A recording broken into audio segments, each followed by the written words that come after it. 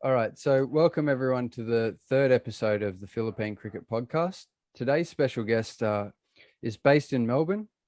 He plays for the Philippine cricket team. He's played Melbourne's Premier Cricket and also played last season for Banyule Cricket Club in the Diamond Valley Cricket Association. He's got a high score of 104, best bowling of 4 for 25. He's a pretty handy wicket keeper as well. He does a lot of coaching outside of just playing. So welcome to the show, the big show, Henry Tyler. How are you today? Thanks, Ev. Thanks for having me, buddy. Going well. It's just Sunday night over here now and starting to gear up for a new week. So it's good to get away from reality and have a chat to you. Yeah, very good. So before we get into some of the Philippine side of cricket, just like to take you back first. So can you tell us a little bit about where your cricket journey started? Yeah, so I had a couple of good mates from primary school who picked up a bat and ball. I would have been probably in year 4. We went down to just my local called Bundura United. From there, I played a couple of years of junior cricket with them and just enjoyed the game. Never found any talent or anything like that until everyone started to move on and play some representative cricket, and our team we actually folded.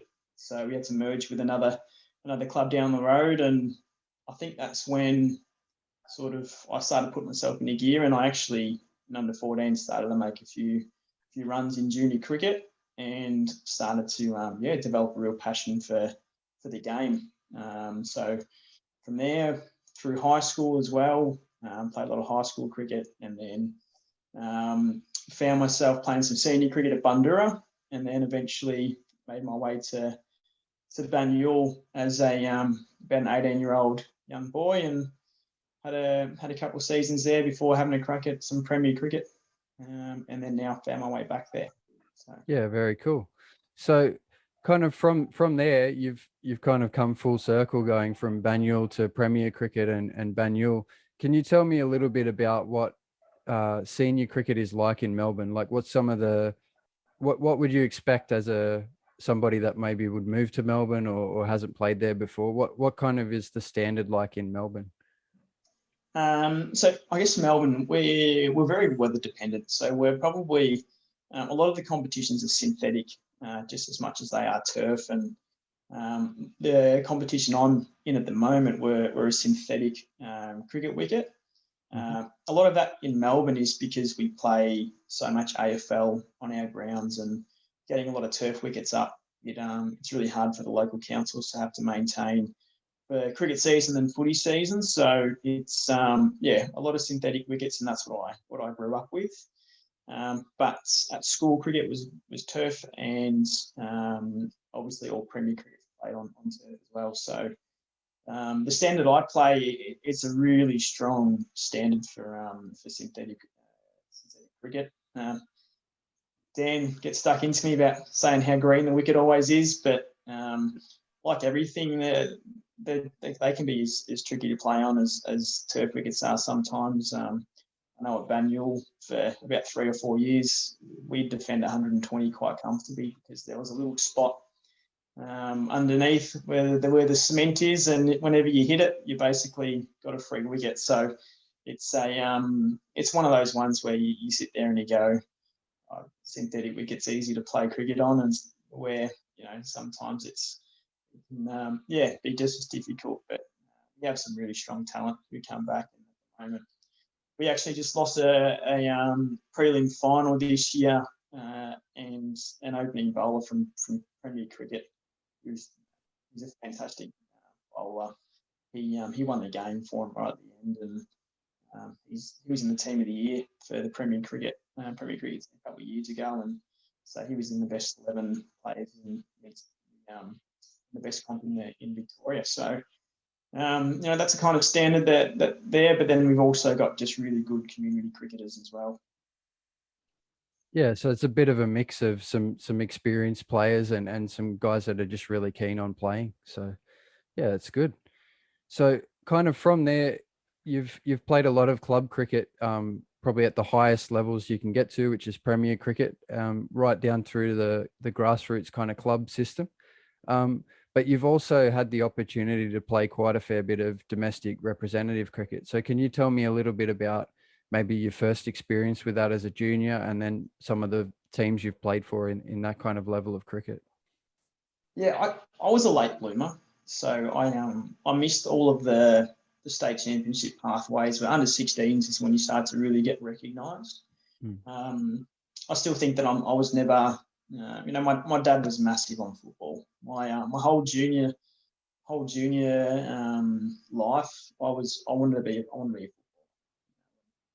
And then I've quickly realised that at 5'6", and when you stop growing at 14, you probably can't really compete in the sport, which is so physical. So I had a pretty bad injury when I was about 15. I dislocated my shoulder, and a couple of years later, I was actually booked in for a shoulder reconstruction. So I quickly turned my focus to cricket, because I just never had a pre-season. I would go footy straight into cricket, straight back into footy, and that first cricket pre-season I was able to have because of my injury was probably one of the first years which I really developed the love of the game, and I was probably in reverse. I actually probably played senior or A-grade cricket before I was selected for any representative stuff at the and that was through HDCA or the DBCA under 21s state championship team.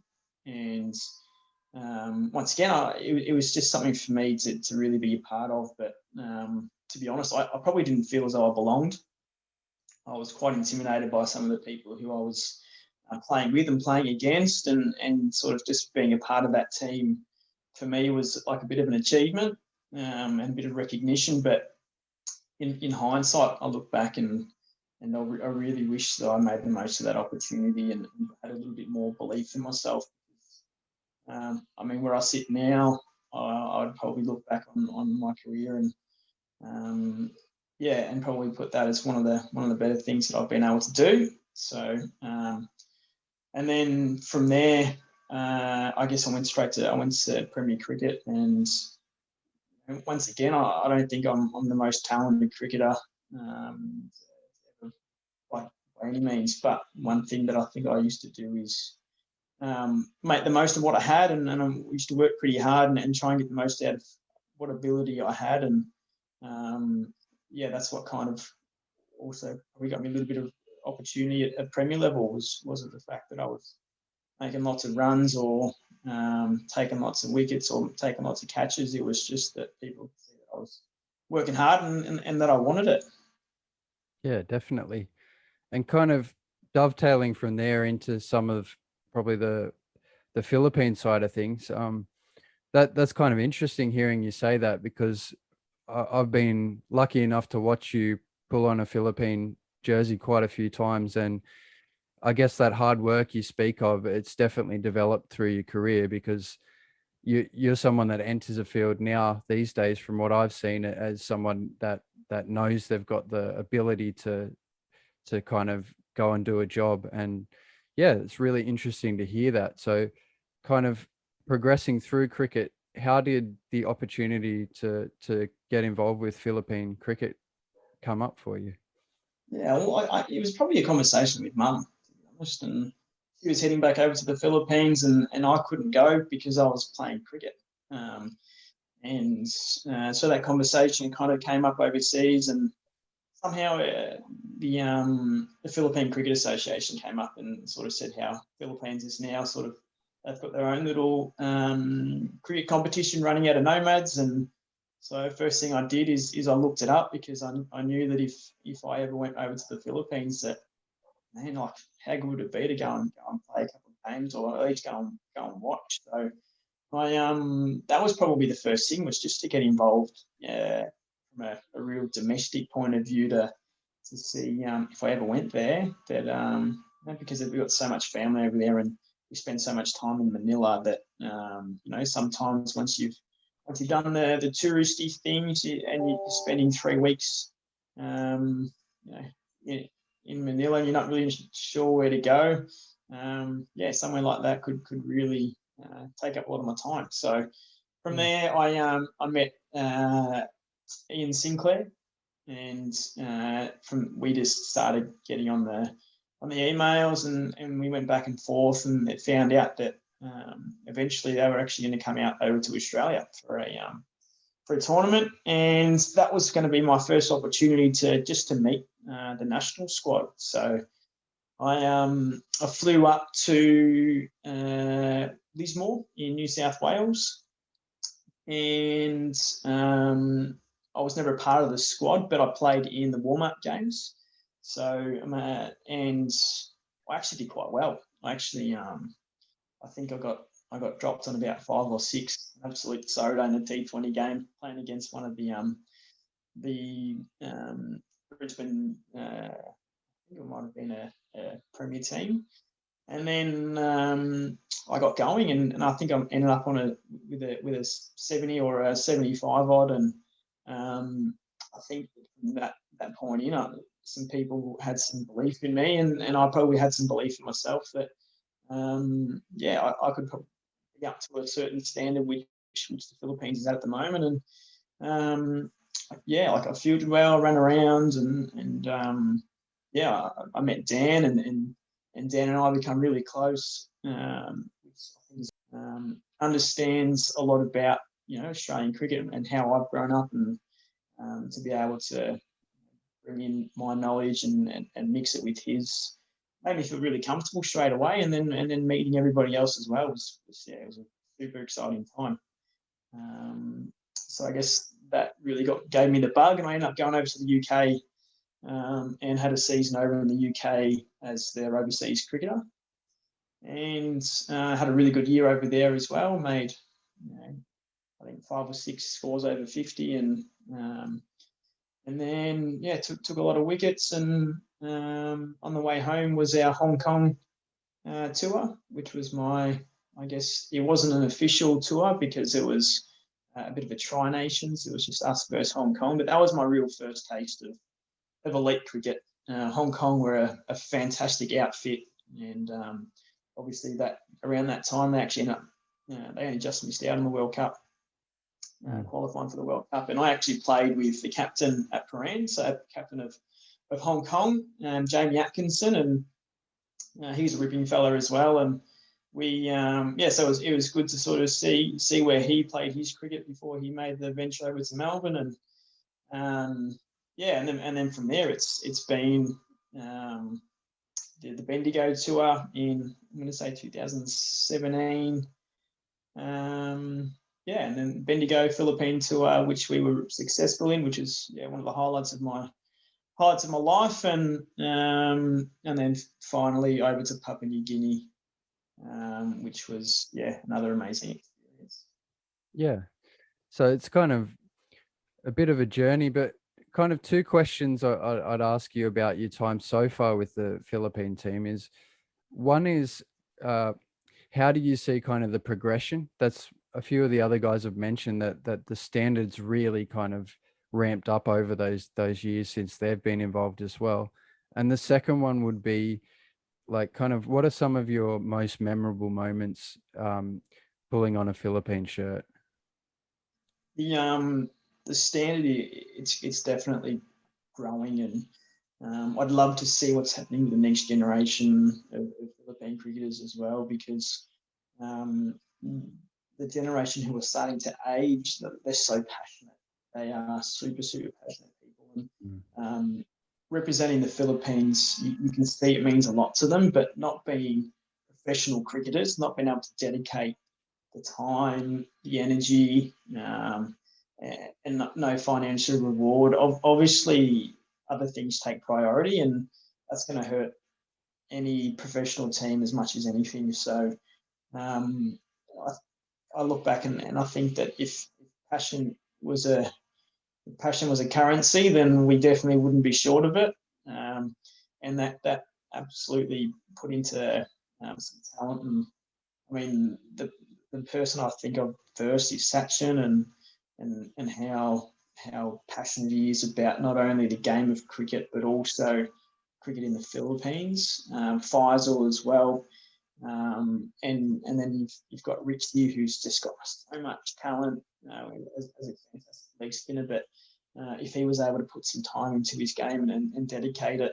I think he's someone who could really be an amazing cricketer. And if given that opportunity. So, I mean, the standard in the Philippines, I think a lot of it it's got the potential to be driven by the Australian-based players, simply because we've got that environment where we can be a lot more professional.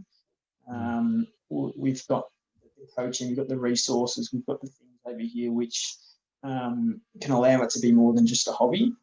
And I think that if we can start to donate some of our time and our knowledge to all those passionate Filipino cricketers who are over there, our game can go to new heights. And I think that's at the moment to see such great development in success as well, like being successful in the Philippines and then going off to Papua New Guinea and winning that game against Vanuatu. And even though it was, it wasn't the most formal of games, it was still official. And, that kind of confidence can really, it can really start something. So, I think it's definitely on the up.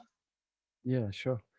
And could you maybe just elaborate a little bit about, you were saying the Philippine tournament was one of your highlights. So could you elaborate a little bit about maybe the feeling, what you kind of perceived from that tournament, what you kind of saw with your eyes of kind of leading up to that tournament, during that tournament, and then the celebrations of finally seeing the Philippines win a trophy, Yeah, I mean, it's funny because at Bendigo, myself and Dan were a little bit of an unknown quantity, and a lot of the other countries had raised a lot of questions about us and our eligibility, and probably thinking that we were going to be these two superstars. And to be fair, Dan definitely is, but I was probably just a little fella catching the balls, the thunderbolts that he was bowling. So to sort of have definitely his friendship, that's probably one of the highlights of because I would have met him if it wasn't for the Philippine cricket. I'd consider him as someone who's really close to me, even though we're in different states. Cricket's just one thing that brings us together now. But I mean, as a whole, one of the highlights was in that I think it was against Korea, where we it was a little bit where we're only defending 95 on our home deck, and they needed 4 off the last over. And I'll tell you what, if there's one person who loves a bit of me time, it's definitely me. So I to be throwing the ball and sort of, I was feeling good and had a good rhythm. And I think the first one was a play and miss, and the second one's hit him on the knee roll, probably clipping leg, and I've absolutely gone up, losing it. And the umpire put his finger up, and that reaction, it's on the ICC, a little bit of footage of it. And I'm a teacher professionally, and every now and again I'll just put my kids in place by letting them know who I am, and I'll show them that footage, and all they can think about is me doing the double fist, telling people where to go. And but that moment, the elation of knowing that if we lose that game, then the unknown starts to happen. Obviously, we were really successful, but Korea were a pretty good outfit too, and a lot of baseball, the baseball background. So that moment for me personally was fantastic, and to have the ball in my hand to be able to do that, that's a moment that I'll definitely treasure. Yeah, for sure. And so kind of to take this in a little bit of a different direction, coaching, something that I've spoken to you a few times about just in conversations, and I can see the passion you have for it. So could you tell kind of the viewers a little bit about how your coaching journey started, and maybe some of the sides that you've coached for and players that you've coached with? So I coaching's, it's it's almost overtaken my passion for actually playing the game. It's something which I yeah, from a very young age, I think I always definitely had an interest in. Well, I coached a lot of AFL as well when I got injured, and being able to build authentic relationships with people and see them in their highs and in their lows, and them to come to you for certain things. Like it was, yeah, it was definitely a feeling which I thought, like if I can't be a part of it physically, then I can either help someone in that sense, or I can be a part of it emotionally. So I guess my coaching journey started becoming a teacher. As an educator, the same interpersonal skills are required, and it was quite natural to, when I went to Premier Cricket, I was learning as a player, but I was also soaking things up, because the information that I was getting from, people like Chris Rogers, who, I didn't have many interactions with him, but I would watch him from a distance and watch him bat, or watch his conversations he was having with other people. And Bryce McGain is someone who, he's an idol of mine, really. Like, once again, not much to do with him personally, like outside of cricket, but the way that he was able to speak, the way that his knowledge of the game, and the way that people like respected him, it's something that I went, that's amazing. Like that's something that really I feel as though I can really delve into. And having done that at Brand, taking that knowledge just as a player, there's so many other fantastic cricketers out there as well. I thought that why not share that knowledge? So I began to do that with some juniors, and from there my passion for coaching really kicked in. And I worked at a private school, Ivanhoe Grammar, and they've got basically a dedicated cricket program.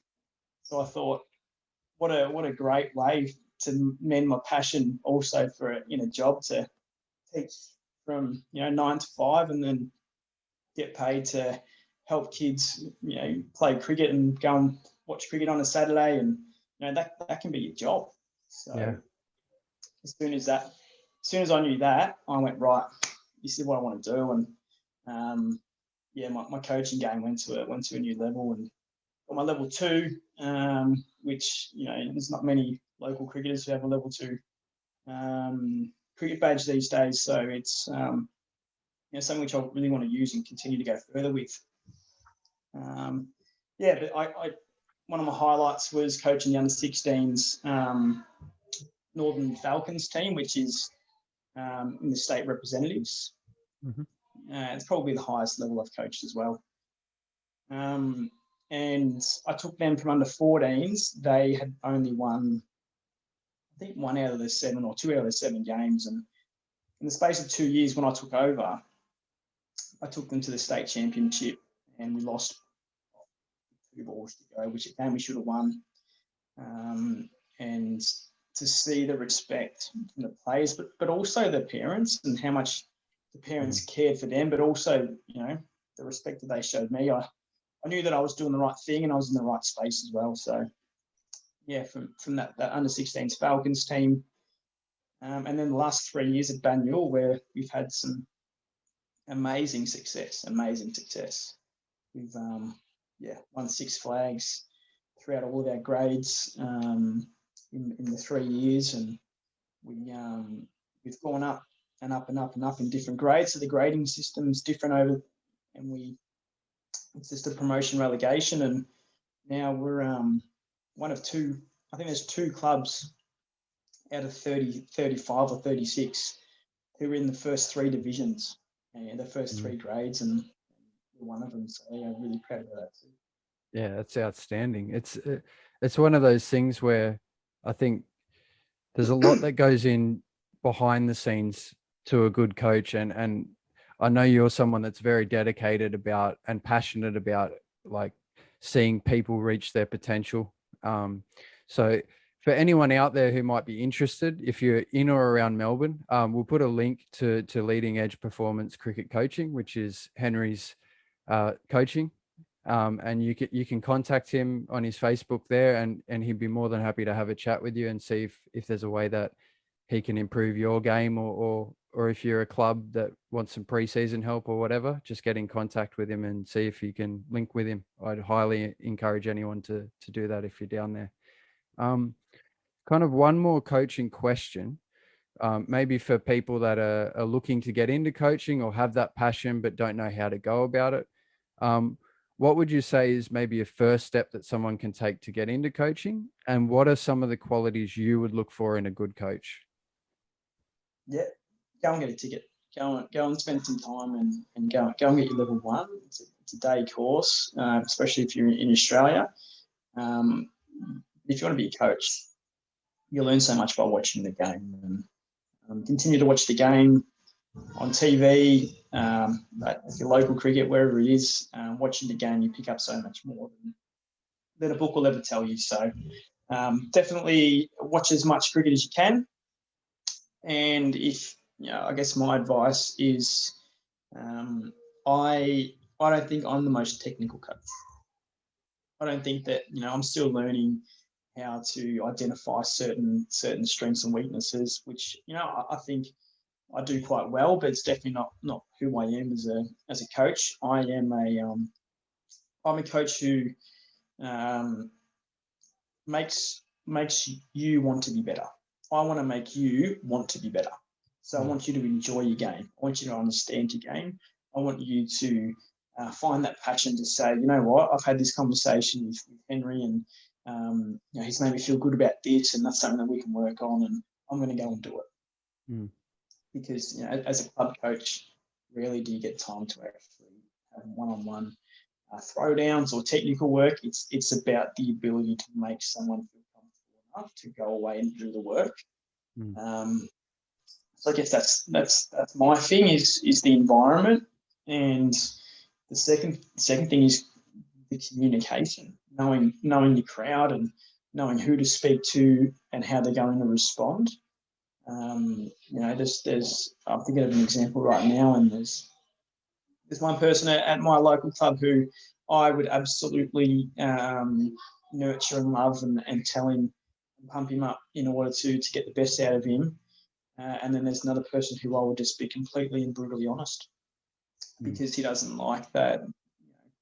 He doesn't like it when you tell him, "Oh no, you're going all right, there, you're going well." So, and that's just simply because I know them. It's not me saying I'm an asshole to him or I'm like that. It's, I know the people. Yeah, for sure. I mean, I think they're really good points. I think, you have to be able to help people enjoy that process. If you're not enjoying the game, then players drop out. So I think that's a great tip for anyone is find a way to enjoy your game. And also, that not everyone's the same. So as a coach, I think it is a challenge, and I think it's something you're pretty good at, that I've seen that you kind of work people out. You kind of figure out, if I say too much to this guy, he'll get complicated or he'll get frustrated. It's finding the right time. And it's really good advice for anyone out there that might be interested in pursuing a career or even just coaching as a hobby with a local club side. So a couple of last questions to take things a little bit away from cricket. We've got one more Filipino type question. Can you tell me a few elements of Philippine culture that you really enjoy? Definitely the food. I think the food is an absolute hidden gem.